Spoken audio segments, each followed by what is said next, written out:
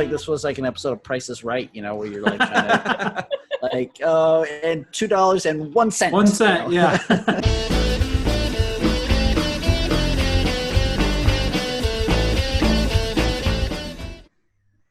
Short Trek's Runaway was the first episode of an excellent, innovative idea for a Star Trek series. Star Trek Short Trek's Runaway was Star Trek, but short. Star Trek Short Trek's Runaway was almost as good as I wanted it to be. Star Trek Short Trek's Runaway was short. And it ran away with itself. Run away. Away. Hey, everybody, welcome to Falling Towers. Watch the First podcast in which we watch the first episode of a series so that you don't have to spend 15 minutes of your life watching this show. You can instead watch us for an hour. Yeah. Easy. We are here with our co-producer, cohort, and co-champion, comedian Michael Kenyon Rosenberg. I mean, you know, you could just listen to us. You don't have to watch us. But. Yeah. Also joined by superstar, director, producer, Steadicam operator, writer, part-time actor, Scott Baker, a.k.a. Scotty Baker, and superstar actress, TV personality, in a way, Malissa Longo. Creator. Artist. And today we are reviewing the first episode of Star Trek Short Treks. It is called Runaway. This was the easiest homework we've ever done for a series so far. Thank you, Star Trek. Let's have some fun. We always like to start off by having Michael Kenyon Rosenberg. Think of this as like the wild woods. We're in the woods, and Michael's like, don't worry, I know where the cabin is. And he holds our hand, and he guides us through it by telling us the plot. I do like to do that. So Star Trek Short Treks is a series of standalone short films featuring characters and storylines from Star Trek Discovery 2017. But as we all know by now, hopefully, that it's not just Discovery.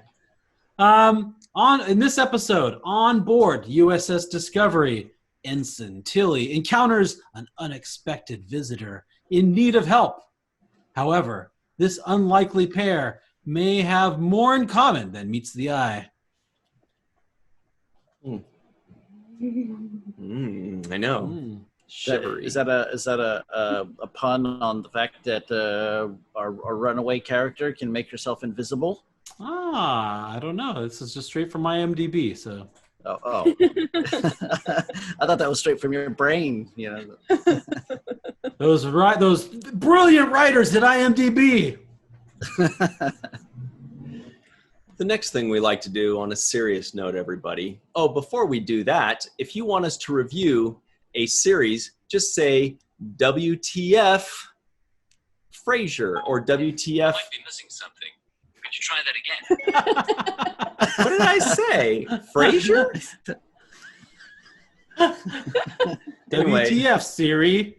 WTF Siri, or WTF Snorks. That's like watch the first Snorks. Put that in the comments below for us.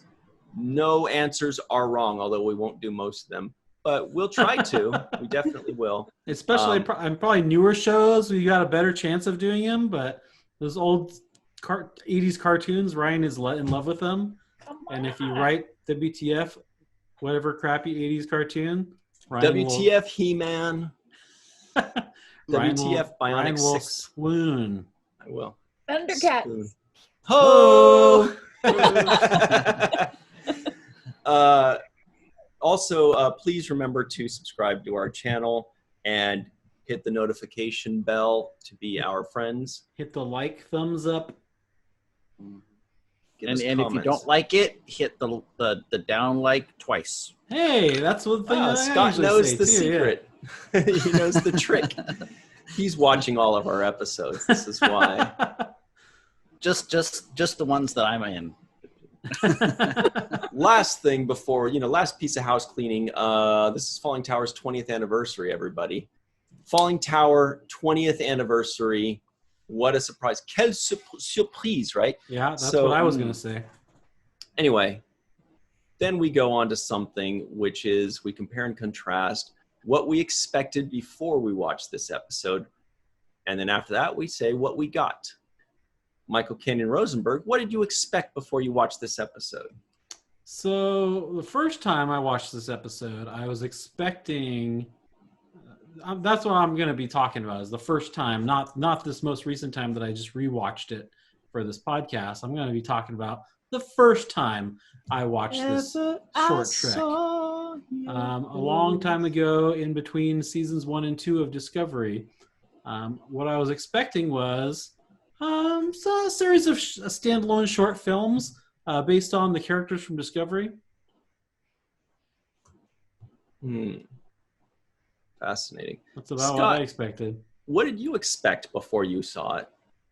I honestly didn't know what to expect more than just that it was going to be short little pieces. But I think I was part of the camp that was a little bit underwhelmed by season 1 of Discovery. So I had hoped maybe this would kind of be a different take, that they would sort of approach it differently than Discovery, and it would kind of have maybe different characters, or it would be a different sort of thing. And so that was kind of my expectation going in. I was hoping it would be like, oh, this is by a whole different team of writers or a whole different approach to Trek thing. Quick Right, so piece Scott- of trivia. Oh, Scott hated Discovery season 1, and he was hoping this would be better. That's the short. He also has something Star Trek related right behind him. The mask. Yeah. The William Shatner Yeah. mask. Yeah. Yeah. The Mike Myers / William Shatner mask. Yeah. Yeah. So, Melissa, what did you expect before you watched Star Trek short treks? Runaway. I honestly had no expectation because, I didn't have any expectation. I didn't really, when I was watching Discovery, I didn't know that they were there. So, this was my first watch. Great. So, That's awesome. I didn't really know what to expect except for maybe Discovery people would be in it. So you just watched all season 1, and then you skipped right to season 2. You didn't watch any of these short treks. Mm-mm. That's awesome. Fun to watch for the first time. Did you know it was going to be that short? Not until you told me. Good point. I'll tell you what I expected. I guess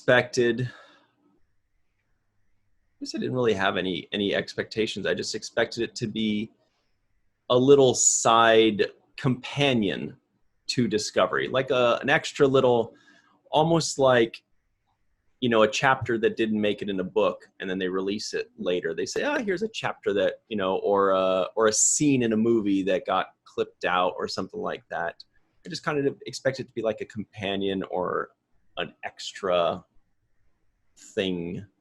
But I didn't really have any expectations for actual story or anything like that. But that's what we expected. But here's the real nitty gritty. This is what everybody, I can hear them chiming in. They're like, but what did you get?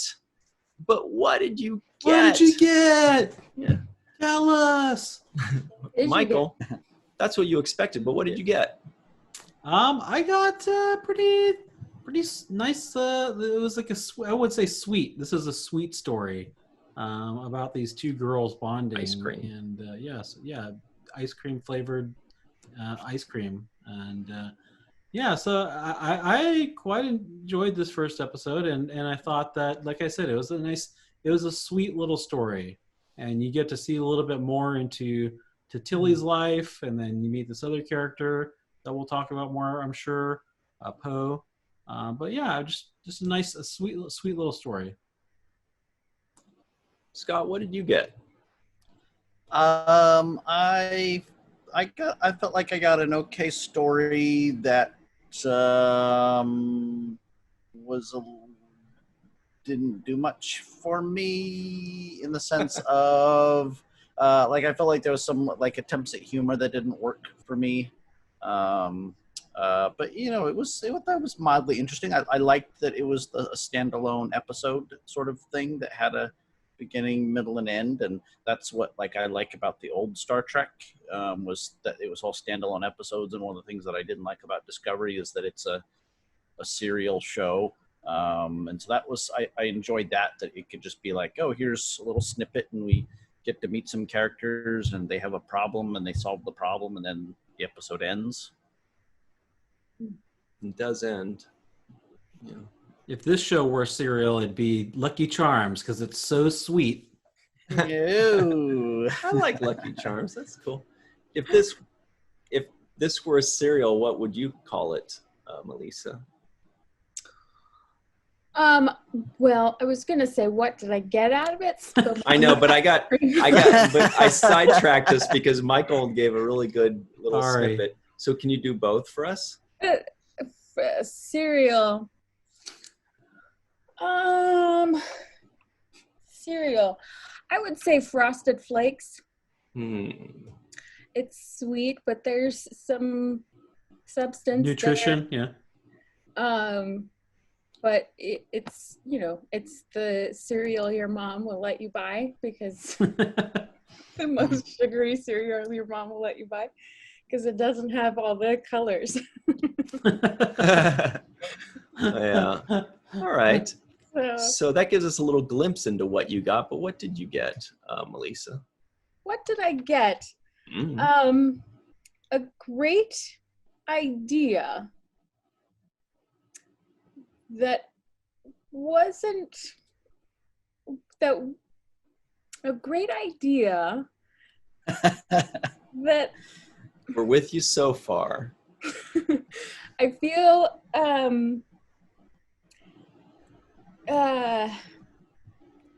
it was sweet, like Michael said. I feel like it could have gone a different way, or they could have told it in a different way. I don't know. What way is that? Well, there were some inconsistencies for me, and some parts of the story that didn't make sense. And I don't know if I can share those now, but I think you can. I think yeah? we're all dying to hear. Well, let's do it a little later. I mean, might as well, right? Since we're just getting through the. Oh, that's right. Ryan needs to have his turn to tell us what cereal Right. he thinks this tastes like. I know. Okay, if this was a cereal, it would be, I guess, Captain Crunch, because you're like, oh, this is kind of cool, but then the roof of your mouth is kind of cut up, and you're like, you know. Anyway, I never. That's really why you got to let them soak in the milk a little like bit, Captain Ryan. Crunch. See, I never really had Captain Crunch or liked it, but I just know that that's what it does. I mean, I had it a couple times. Anyway, so that's, we know what we expected. Now we've got 3 out of 4 of what we got. I'll tell you what I got. Like Melissa said, a great idea. Like I said in the very first thing I said, which was Runaway, was the first episode of an excellent, innovative idea for a Star Trek series. And I think the execution was okay, but I wish we got a little bit more. And I understand that it's like a short trek, but I understand that it's a contained trek, but I also thought it would be nice if it gave us just a tiny little hint of a B plot, or a tiny little hint of something else, like a third character that we actually know that walks in and just gives us you know what I mean? Just like the tiniest bit of something other than a 2-person, 1-act play, if that makes sense. Maybe it doesn't. It makes sense. Well, I'll say my cereal is the store brand Lucky Charms. Okay. It's Kroger. yeah, it's sweet and it kind of tastes familiar, but it's just not right. Yeah, it's also That's not the discounted. same. Yeah, Also a good deal. So, Yeah. don't knock it. Don't knock it. This is, You get 4 for the price of 1 with this Mhm. one. But- right, yeah. So what I'll say is this: obviously there's not room for any B or C story. I mean, that's like the whole point of this is it's just a little short vignette. And if you ask me, this is really more of a one-character story with the second character shining some more light on Tilly, who is the focus of this, in my opinion. Yeah. Because like we start off with her like talking to her mom, and like her mom's like, "Oh, I don't know if you should go into that command training program. You know how much of an idiot you are." And then like Tilly's like over caffeinated. I mean, just look at the scene behind Ryan right now. That's kind of that's Tilly's life. That mess of the cafeteria. That's Tilly's life right now. And like she even gets the coffee that's too strong, and the computer's warning her like, "Hey, you shouldn't be drinking that much caffeine, dummy." But she drinks it anyway, and like, and her life is in a little bit of a shambles. But then, we'll talk a little bit later about what happens with all that. I'm interested to hear what Malissa was going to say. What I was going to say? Yeah, before Ryan so rudely cut you off and selfishly wanted to tell us what he got. My bad. No, I mean, I was having a hard time getting there because there's a lot of it. There's moments that I enjoyed, and then there's moments where I was like, you didn't quite hit the mark. So, that's why I said Frosted Flakes, because it's pretty good for the most part, but it doesn't quite. This sounds like such a fun game to play. Melissa's moments that I liked versus Melissa's moments that didn't hit the mark. Give us 2 of each. 2 of each. Well, like I really enjoyed the opening. For some reason, I enjoy seeing an empty cargo bay and what happens in there. Absolutely agree, yeah. So, because it's intriguing, and then you have this creature, you don't know what it is, Right. and it's obviously hurt itself. You don't know why it's there, and and being invisible is kind of cool in and of itself, and leading up to the what's it called? The place where people eat. Cafeteria. Mess hall. Cafeteria. The mess hall. Leading Cafeteria. up to the mess Mess hall. She's still really intriguing, even when she becomes uninvisible. Was Visible. visible. When she becomes visible. Michael's technicalities here. Sorry. You're so word nerdy, Mike. I didn't mean to be. Sorry about that. Please continue. Revisible. So Uninvisible. Uninvisibled. uninvisible. So that was really cool, and the sounds that she was making were really cool. Yeah. And the food flying everywhere was really cool. I really liked the replimator throwing food out. It's like, yes, spumoni ice cream. But who doesn't like ice cream? Probably Scott. True. Really? I'm so good at this game. You just seem like such a curmudgeon that you're like, ice cream. It's so squishy. I like ice cream. I like. Oh, well then. He's just not a fan of spumoni, I'm guessing, right? Yeah. Well, it doesn't have to be spumoni. Anyway, so those were the 2 things that you liked about it. The leading up to it, yeah. I agree. I felt the same as far as like that whole lead up, and I mean, kind of maybe my sensibilities is more towards like horror and thriller kind of stuff, and so there was that element of like, oh my god, what is it? And like I think maybe that was sort of me wanting it to go a certain direction, and then it like as soon as she revealed herself, and then everything got really kind of goofy, and was kind of like, oh, no, they're like baby talking to each other in a way, and it this whole thing was tough for me to deal with. I think like at Tilly's character, sometimes I get her sort of OCD, ADHD kindness, but I feel sometimes there's a disconnect between this character that's intelligent but also kind of goofy and dopey sometimes. But what did their baby talk sound like? I don't remember, but it was just ice cream. Just call ice cream. Yeah, eat the ice cream. Yeah. I felt like it was Like Jar Jar. Like, yeah. What I felt like they kind of were like reverted to sort of being like little kids, like little girls. Like it felt like they were really kind of. It's mostly sugar. Sugar is awesome. Yeah. That kind of stuff. So Malissa, you're not quite off the hook yet. What were a couple things that you thought needed attention or that left something to be desired?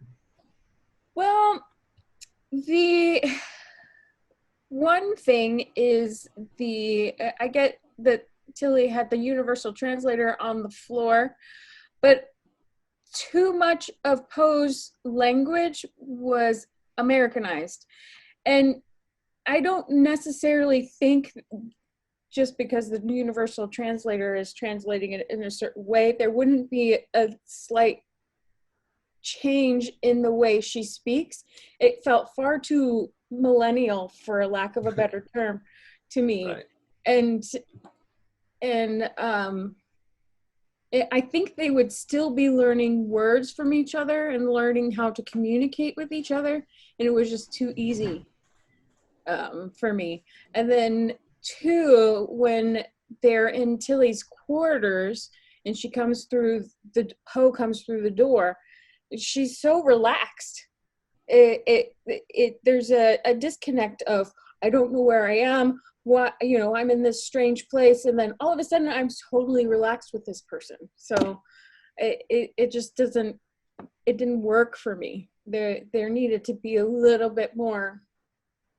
She needed to be more on her guard, I feel like, because both of them, is a stranger. Yeah, both of them. She's a stranger in this strange place. Well, they kind of bonded over the ice cream, and I think that's what the moment when they started to feel a little bit more comfortable with each other too. I'm just going to play devil's advocate. I knew you would too. I was like, Mike's going to come in and white knight this show right now.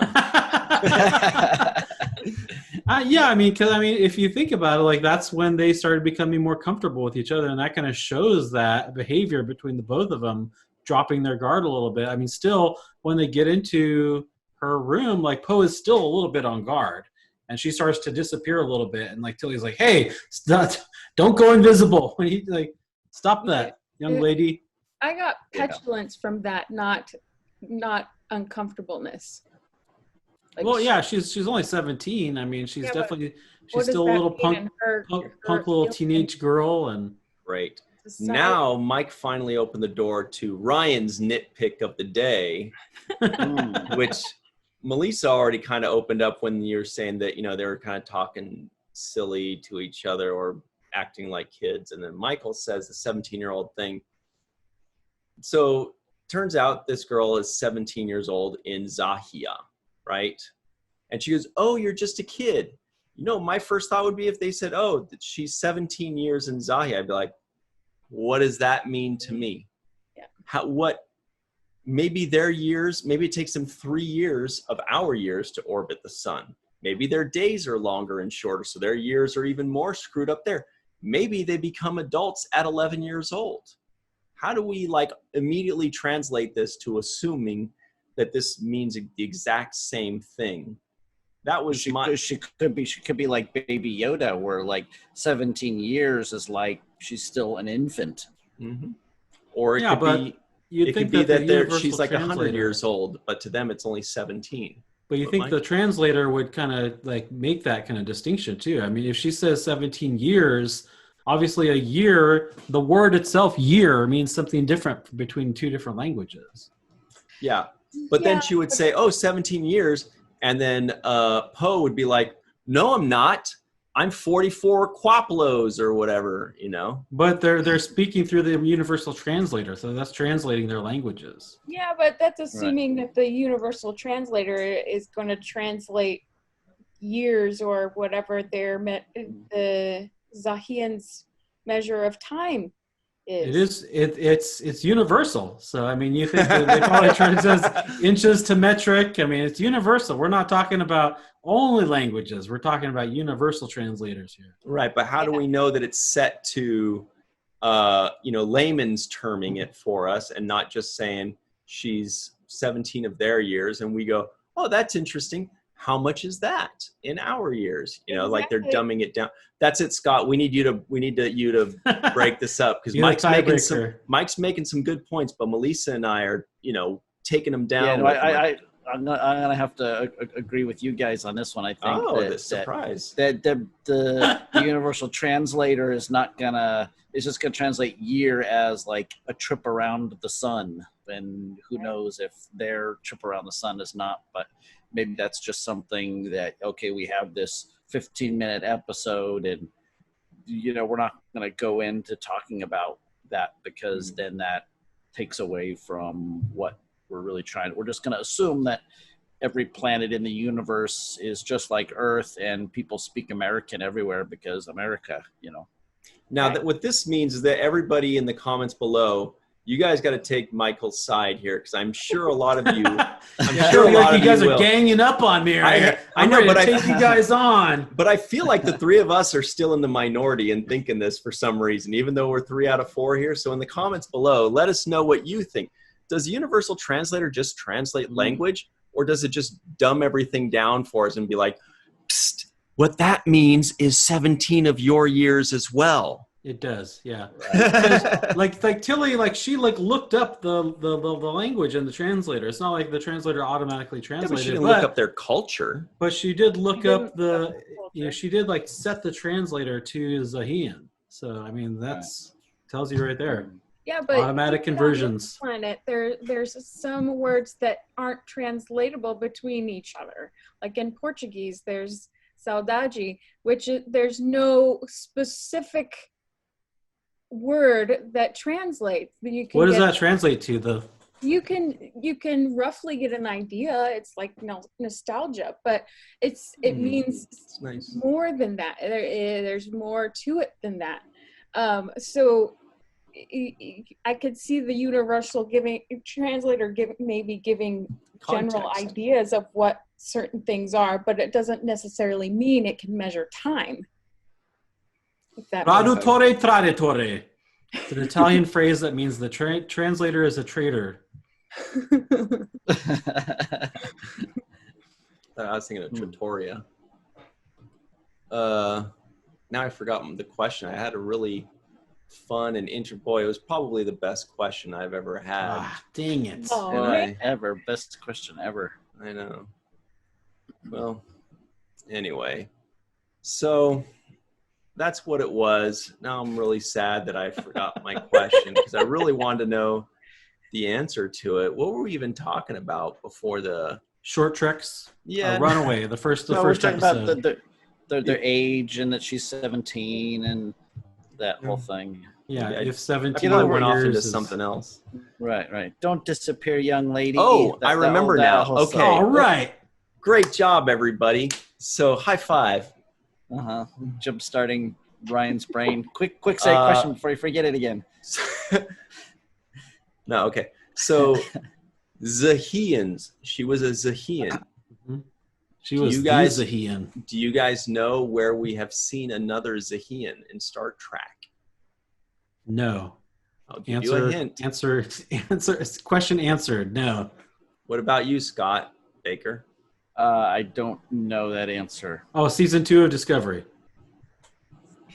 A different Zahian character. Okay. In a different century, even.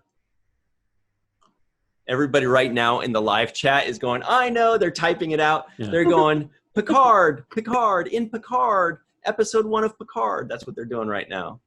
It was probably Enterprise. episode 1 of Star Trek Picard, Daj's or Soji, it was Daj, right? Soji Berry was the one later. Daj's boyfriend that she's making out with that gets killed was a Zahian. Oh, that was after yeah. this, though. I did not catch Right. that one. Yeah, because he kind of flickers invisible as he gets stabbed or shot or whatever it was. Good callback. Yeah, I was thinking before too. Yeah. So Enterprise, am I right about that? Well, not yet, but I hear there's one coming in season 5 of Enterprise. Star Trek animated series. Star Trek Enterprise, the animated series, I wouldn't be part surprised 2. if Lower Decks does it, though, because Lower Decks has been great with their references. Although most of them are Except like for 90s Trek. Deep Space Nine. Great. Yeah, I got a bone to pick. Is it the humorous one? Okay, so here are some questions that I prepared. I always want to say pre-prepared, but the pre is already in that word. Yeah. You could just say the questions that you paired. Aired previously. Can you speculate as to how it would be possible for a species to be born with their planet, as Poe the Liar suggested? That's fake news, but can you guys speculate as to how that would be possible? And I'm sure, paging Dr. Muhammad Noor, I'm sure Muhammad would give us a nice, long, elaborate answer and be like, but in short, no. But what do you guys think? Metaphor. It's a metaphor. Very smart. It's obviously a metaphor. For what? For being tied to her planet, having a connection to her planet. See how smart this guy is? Look, Melissa's even like, what do you think, Scott?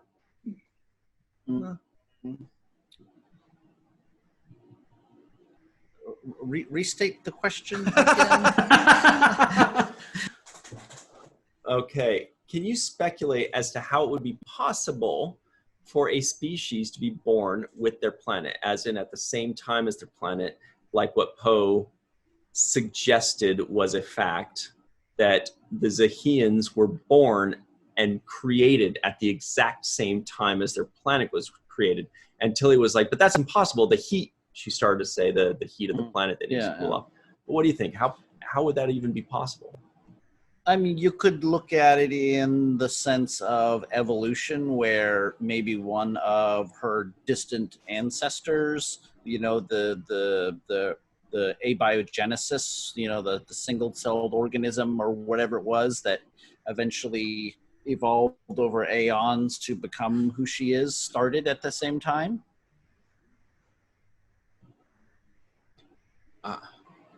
Yep.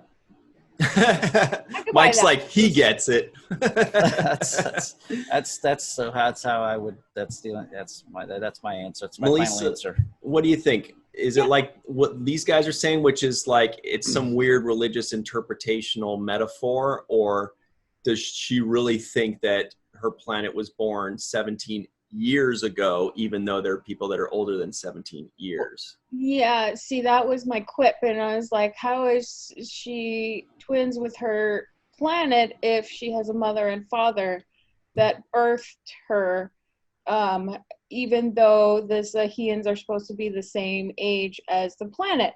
So that was where my confusion was. See, guys? Yep. Metaphor. So, and I'm curious as to what it's a metaphor for. I really am, because I'm trying to figure it out. I mean, I guess it could be something like biblical, but and I could see the Zahians being born at the same time as their planet, which is kind of a cool thing to think about and try to work out. But the problem I have is the word twin, because twins are born exactly at the same time. Maybe. We don't know what the translator is really saying is the point Ryan's trying to make. Point. All right. Good point. All right. I have an alternate explanation. Okay. That is the explanation for anything that you can't explain in Star Trek. and that's Q. It's just an anomaly. He could do it. He poofed them into existence at the same time. That means something different in German. That's actually in British English. Yeah. Same thing. Okay, next question. Because there are three very poignant and important questions, and these are really good conversations. I'm very pleased with how these things are going. Mike is too, but he's also suspicious.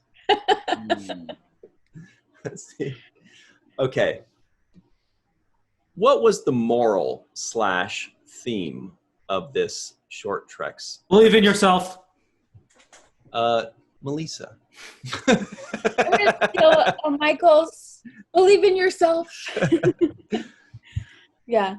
Don't push the pressures of other people on yourself. You are enough, and you have something unique to contribute to the soul of your world, wherever you are existing. Mm-hmm. Wow. Nice. Beautifully said. Do you agree 100%, Michael, or do you have a slightly different? Yeah, that was it. That was the answer right there. Okay. Scott will have a different answer. Don't live up to your familial obligations. Do the opposite of what your parents want you to do. That is such a Scott thing to say. The opposite. If you're wondering which direction you should go in life, ask your parents and then do the opposite. 180 and just do it the complete opposite. It's reverse psychology 101. That reminds you guys of what Jason Kidd said back in 1993, I think, 92 or 93, when he was a rookie for the Phoenix Suns basketball team. And the Suns had been really bad for a while. Not that long. They were, anyway. And he said, they interviewed him, and he was a rookie. He was a highly touted rookie. And they're like, how are you going to try to resurrect this team? And he's like, we're going to turn this team around 360 degrees. And of course, we're thinking, well, that's kind of the problem. Now you meant 180. Anyway, so right.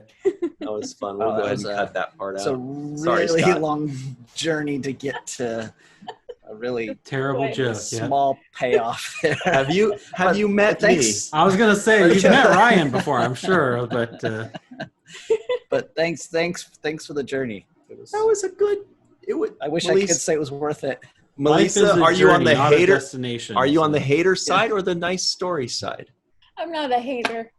I love Spumoni ice cream and all ice cream.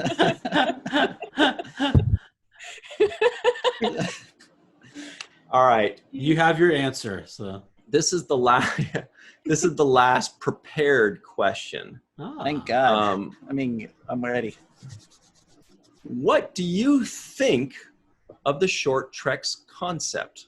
Short treks idea for a series? Scott? Baker? I like it. I like it lots. I think it's the spoiler. I have seen, I think, them all or most of them. The last one of this season with Rainn Wilson as Mud is my favorite, and probably my favorite episode of all of the Discovery so far, because I feel like that one was so much what old school Trek was. It's the standalone episode. It's problem, solution, beginning, middle, and end kind of thing with a little bit of a moral, ethical question. Yeah, a little bit of a twist in there. I like all the good stuff that I like about sci-fi and I like about Star Trek, and I really like the short Trek idea that these are standalone episodes. I don't know if I can hammer that point more. That you could try. That's the thing.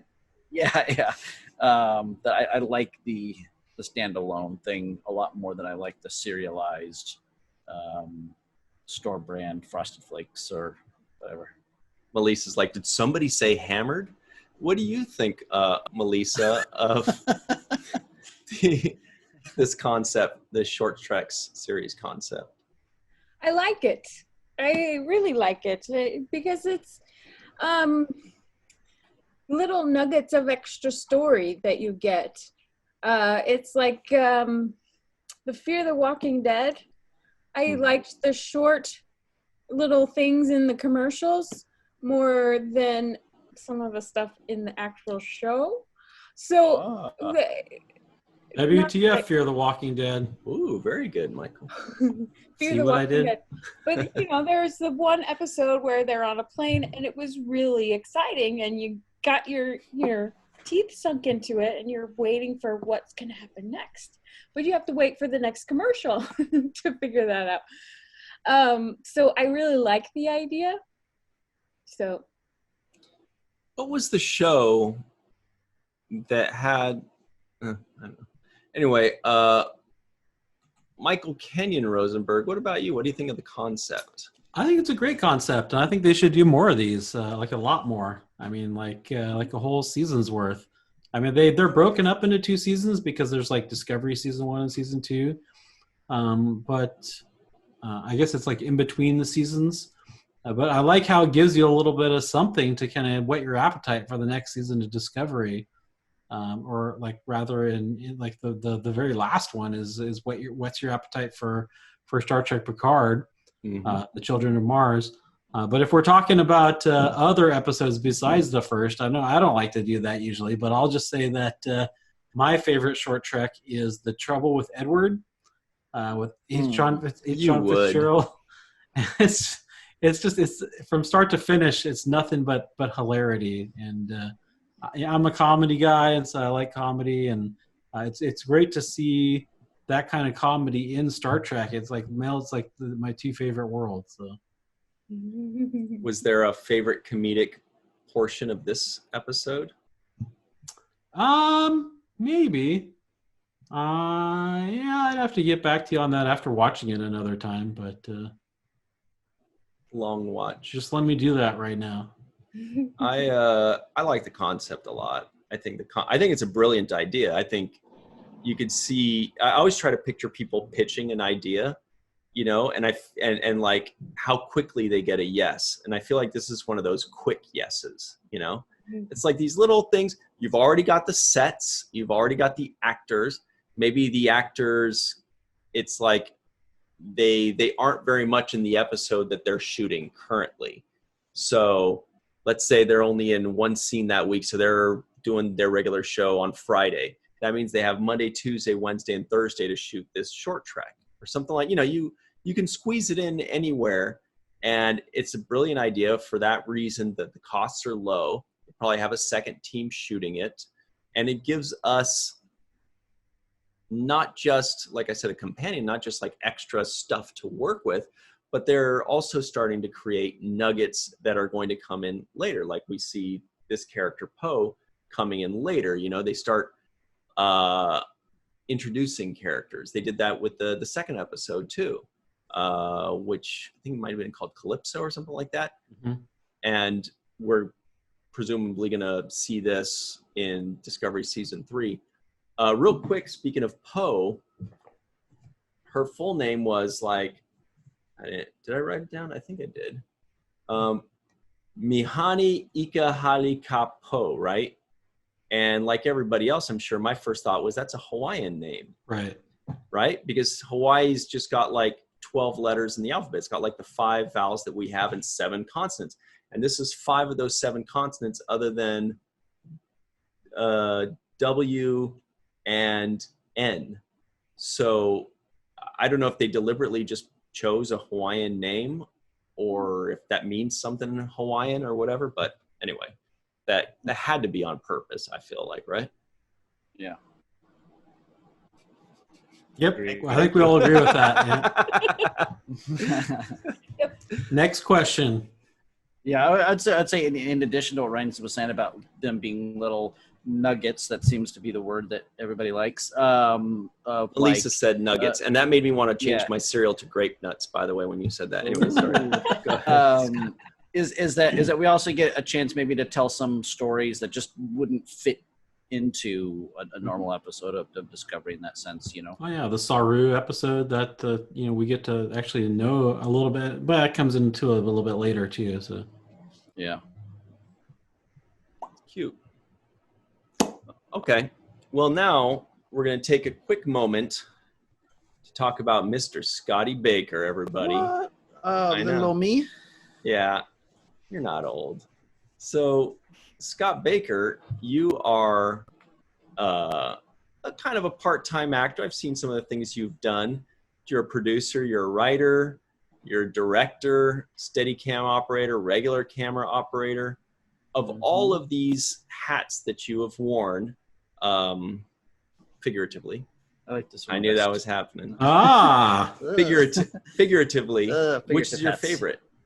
I really enjoy directing. You know, I do Steadicam is kind of like I say it's my day job. I enjoy doing it immensely. Camera operating, cinematography, anything to do with the cameras, I love doing. I'm kind of like a self-taught filmmaker, and so that's kind of why I have all these different hats, because along my journey, it's I didn't go to film school, and it's been me making films with friends and getting other people together who are in the industry, and so a lot of that's required me to learn these different skills because I either just had to do it myself and things like that. But I enjoy directing. I enjoy telling stories and being on set, and working with actors and working with crew. And there's nothing quite like being on set for a project like something that I've written, especially, and seeing the crew and the cast there, and the cameras are rolling, and you're looking at the monitor and you're seeing something that you've written come to life. And even if it's something that I haven't written, if I'm directing it, but I've read it on the page and I know the person who wrote it felt passionately about it, and it was something that, that like me and the producers and everybody else talked about, and then you're there on the day and everybody's making it. That to me is that it's just there's so much fun in that, and it's the kind of thing that's not like work. It's fun to do, and but I do editing and post production and graphics work, and that's kind of fun because I'm sitting here at my computer at home and drinking coffee and hanging out, and I can kind of make my own schedule and watch Star Trek or whatever on the side. But yeah, the on-set experience really is like the most fun for me.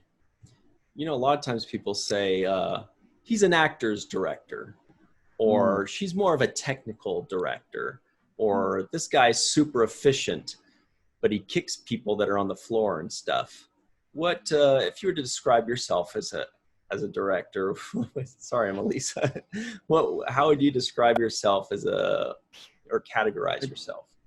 I do like kicking people when they're on the floor, but that actually happened to me from a director. That's why I'm saying that. Go ahead. Okay, I wouldn't necessarily say that that's my style. I mean, because I've spent so much time like in the camera department, like definitely my sort of like film upbringing has been very visual in whether it's like the way the camera moves, or like visual effects or practical effects kind of stuff. I worked with a lot of like special effects makeup artists and puppets and these other kind of things, and I like doing that kind of stuff. And so I think definitely I put a lot of focus on the visual stuff.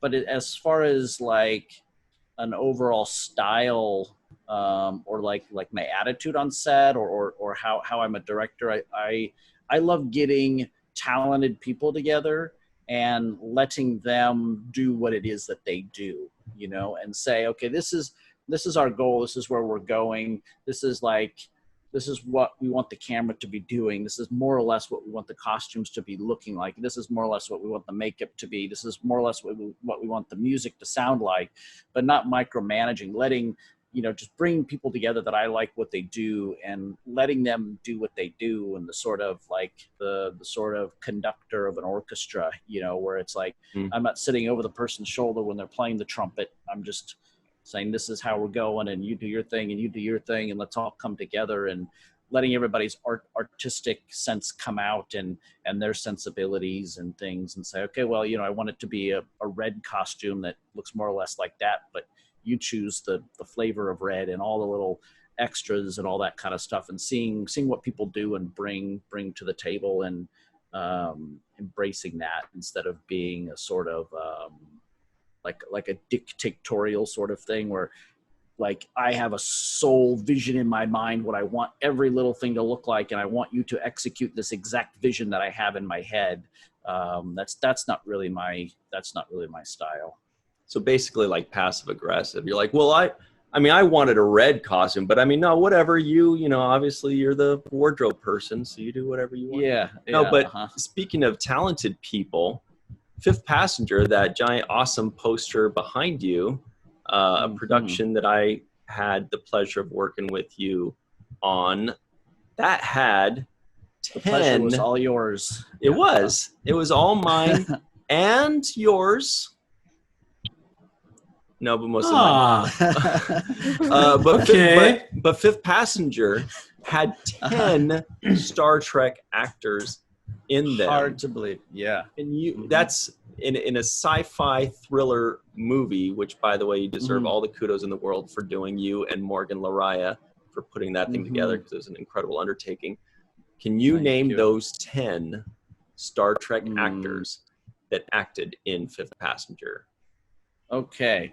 Doug Jones, even though he wasn't in Star Trek at the time. But that's still a very good one.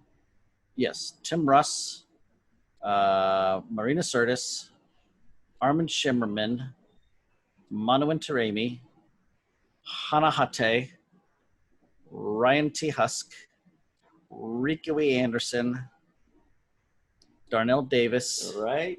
We're almost there. Oh, this is so exciting. And you want to phone a friend? No. I'm gonna figure this out. It's a lady. Well, didn't we have a lady, huh? Didn't we? Wasn't Darth? Wasn't he in one of the extras? He's not a lady. Okay, that's technically correct. That's number 10. Okay, who's number 11 then? You're raising the bar then. Yeah, that's true. That's a good point. Darth was popped in and out. Yeah. Yeah. Was it? If I forget her name, the girl who played Morgan's mother in the flashback scene? Nope. She was in Star Trek Into Darkness. Oh, yes. Jodie Johnston. Johnston. Yes. Very good. Yes. Some of those are questionable. I don't know about Ryan and Rico. Yeah, well, we were actually, all of us were in the new Star Trek movies. I was in 2. I know. Rico was in 1. Darth was in 1. Jodie. I wouldn't call you one. guys stars, though. Certainly not stars. More like secondary characters. Anyway, moving on. among the stars in the heavens, they were. We were there. Anyway, that is now available to see where? Amazon Prime, or it's you don't even have to have Amazon Prime. You can just go to Amazon and search it, and you can watch it for free. It's on there through IMDb TV, which is it's like IMDb and Amazon are both like the same company or whatever, but it's on there for free. You just like have to watch an ad or two, and then you get to watch. Dang it! Yeah. So. Awesome. It helps. We get a little bit of that, like ad revenue. A little bit of that trickles back towards us. So that's all right then. So make sure to watch it, guys. Yeah. Don't pirate our movie. Or else. Yeah. Yeah, that's not nice. Anyway, it's really cool. It's kind of like in the vein of Ridley Scott's Alien or something like that. High tension, alien related sci-fi thriller. Lots of in fun. space, no one can hear you scream. Also has David Lim from SWAT. It does. Anyway, that's awesome. Thanks so much for joining us. And there's more to this story. Ego Nwodum, who she's now Saturday Night Live? Saturday Night she's a Live. Saturday Night Live cast member. Yeah, so that was pretty awesome. Very awesome. Ego and Wotem. Yep, and Herman Wilkins was on Jeopardy recently. That's pretty Right. cool. So if you're Yeah. going, Herman Wilkins, wasn't that the guy on Jeopardy recently? You'd be right. Yep. Congratulations to you. Yeah. Great.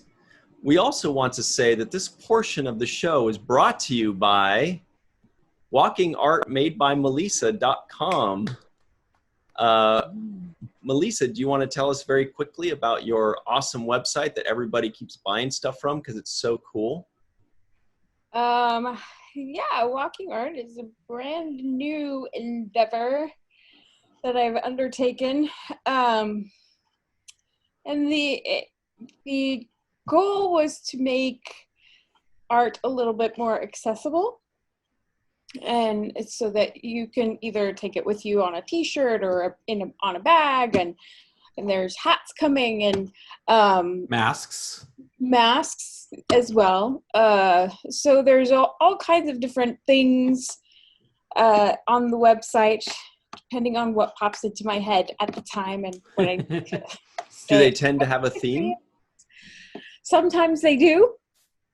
Like I have a Trek corner where you can buy some Trek inspired artwork done by myself, by yours truly. Yeah. That's what we all go for, huh? That's probably sells the most, right? Not always. It just depends. It depends. I just did a t-shirt for my cat because I love her. Called Mochi Love. And she will be on a mask too soon. And just it runs the gamut, just depending on where my head goes. Mm-hmm. So, and it goes many places. I'm always seeing Terry Farrell like tweeting that she like Right. bought some of your stuff and tweeting pictures of it. Yeah, so she bought some masks from me, and she wears them, which is wonderful. Before we go to the next thing, name all the Star Trek actors that have purchased things from your store. And give us their credit card numbers. Oh, it's okay. It's okay. That's a good sponsor. That's a good, vote Yeah. of confidence. Definitely Terry Farrell, probably Nana Visitor, and many others. Yeah. Well, yeah. All right. If they want to share that they've purchased something from me, that's wonderful. And if not, then that's fine too. So, and we're not. Also, probably Armin Shimmerman. No, anyway. All right. Oh my gosh. Moving on. Here we go. This is the big time. This is Michael Rosenberg's Bottom Line. Brought to you by the Terrible Twos. Oh, God. Okay, so this is the bottom line, guys. This is the section to where if people don't want to hear all the hilarity and have all the fun with us, they just want to know what's the bottom line. Should I watch this show or should I not? Well, we have... Cut to the chase. Right, Masterson. Here we go. The bottom line is 2 questions that Mike calls the Terrible Twos. Question number 1 I don't call them that. Ryan calls them that. Scale of 1 to 10 of the Terrible Twos, what would you give the first episode of Short Trek's Michael Kenyon Rosenberg? I would give Star Trek Short Treks Runaway a score of 7.9. I liked it. Kind of like a Borg. Kind of like a Borg. Yeah, 7.9. I quite enjoyed it, and obviously it wasn't a full episode, and there wasn't like a B story and a C story, but I really enjoyed it. I thought, like I mentioned before, I thought it was a really sweet story. At the end, I shed a single tear when they were kind of saying goodbye to each other, and so yeah. I would like to take back one thing I said. I would have liked to see a character from the ship come on, like some kind of, but there was at least the moment with Tilly's mom in there. That was well, there was also when all those characters walked into the cafeteria. Right, but they didn't really get much to work with, but I was still happy to see them, Anyway, Scott Baker, scale of 1 to 10, what would you give this first episode of short treks. And you don't have to lie. If you didn't like it, you're allowed. I'd give it a 6.6666666666666666666666666666666666666666666666666666666666666666666666666666666666666666666666666666666666666666666666666666666666666666666666666666666666666666666666666666666666666666666666667. Huh. That final 7, is that just because like the calculator ran out of space, or because you just It rounds you gotta, up. You a gotta, little bit. you gotta round up eventually. Okay. Yeah. okay. 6.67. A nice 2/3. Nice. Yeah. Even. Melissa, scale of 1 to 10, what would you give it? I was going to give it a 6.99. Hey. All of you guys have weird numbers. 7 of 9, 666, 6.9. This was like an episode of Price is Right, where you're like trying to like and $2.01. 1 cent, yeah. Scott's like, I give it 2 pi. Yeah. Ah. So is that really what you're giving it? It's 6.99 because it's just a hair, a spaghetti string below a 7. Yeah. Did she stutter? There was an extra meatball in there. I could do a 7, but Did somebody say the trouble with Edward? Okay. Because they're like a giant meatball. those This is a triples. spicy meatball. Okay. For me, this is a very tough question because Hmm. I feel as though the episode itself, not great for me personally, but the concept is outstanding. The concept's like a 10, honestly. It's a perfect idea for a series. So, and this is really tough because it's an anthology thing. So I can't really judge an entire series based on this first episode. But you because the have next to one- is the key, though. Oh shit, you're right. Dang Okay. it. Sorry. Okay, so factoring in the concept and factoring in the show and averaging them out, I give it a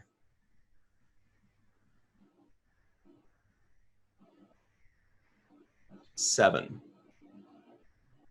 Ah. All right. That's better than I expected from Ryan. Because I'm factoring in the concept. The concept, yeah. The concept drags it up quite a bit. Nice. Good job, concept. All right. Now, dude, you guys, it's called the Terrible Twos, not the Terrible Ones. So It's the not second called, it's not even called that. Oh. So It's called the second- bottom line. the second question is, for the purposes of this podcast, you had to watch the first episode of Star Trek Short Treks called Runaway. We forced you to. Yeah, now that the Guys podcast is open, over, made me watch it. you've done everything that you have to do. Would you watch the second episode of your own volition? Michael Kenyon Rosenberg. Based on this first episode, absolutely. Yes. What about you, Scott? Would you watch the second? Well, with the benefit of hindsight, I did watch the second episode. Based on watching this episode, I would say yes, and I did. It's Star Trek. Yeah, it's Star Trek. Yeah. Come on. We round up quite a bit for Star Trek. Good. Yeah. That's what I mean. We round up a lot for Star Trek because it's Star Trek and we like it. What about you, Malissa Longo? I would watch the second. I'm definitely curious to watch the second episode. I haven't yet, but Ah. Yeah. So now Star Trek. you get to enjoy the whole series of Short Treks. short treks. And it's not going to take you that long to watch them. So. No. Very small investment. All right, Ryan. Let's. It's an easy yes. Yeah. It's an easy yes because even if you think, oh, this episode's not as good as I wanted it to be or that one or whatever, they're 10, 12, 15, 18 minutes long. It's okay. It's easy. It's an appetizer. It gives you extra. It's a bonus. This series is a bonus is what it is. So yeah, I would watch the second. Sure. It's easy. It's fun. It's fine. It's Star Trek. It's extra Star Trek. It's more Star Trek. And we like We like Star Trek. I do. Sometimes. No, I'm kidding. I'm just kidding.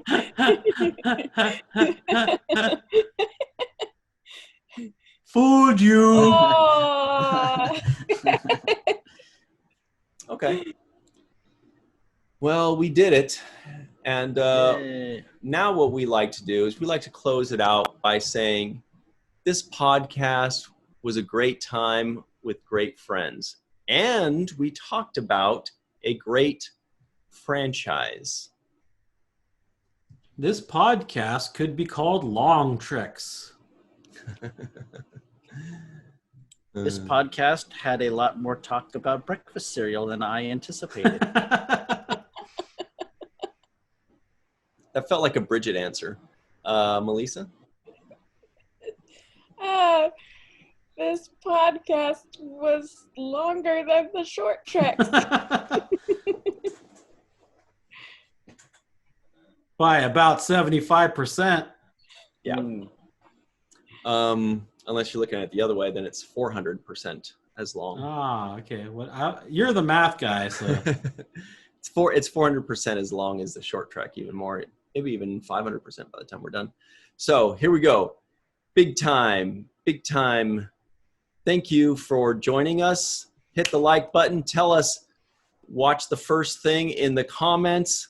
Hit the bell icon for notifications. Mike First, says you have to hit tickle it. subscribe, though. Yeah. And then there's the little bell icon. And then you can just elbow it in the face. Dusty Rhodes elbow. The people's elbow.